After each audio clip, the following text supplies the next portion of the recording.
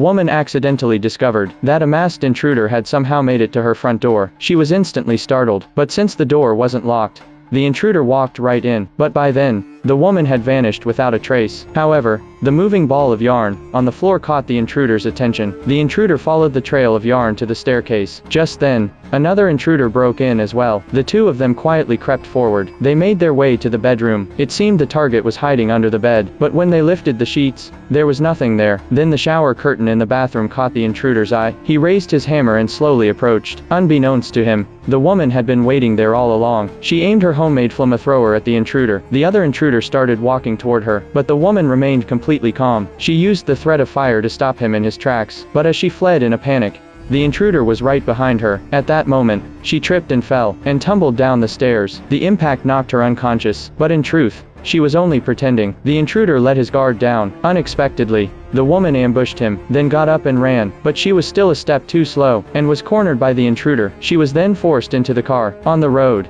a police car suddenly appeared behind them. It turned out the intruders were driving a stolen car, which is what caught the police's attention. One of the robbers claimed there was a rifle in the trunk. Before he could finish, the woman had already bolted. She ran as fast as she could. Soon, the intruder came out wielding an assault rifle. One officer was gunned down on the spot. Luckily, the other officer reacted in time, and ducked behind the car door. Then the two intruders tried to flank him from behind, but the officer had already vanished. He ran while calling for backup. He ended up at a convenience store, and ran right into the woman. The woman ignored the officer's instructions. Still, he stood guard at the door to protect her, but the next second, the officer was shot in the leg. He limped into the store in pain. The officer immediately cut off her handcuffs. Then the woman grabbed 2 bottles of motor oil, and poured them at the entrance, setting a trap for the intruders. Unexpectedly, the intruders smashed through the bathroom window.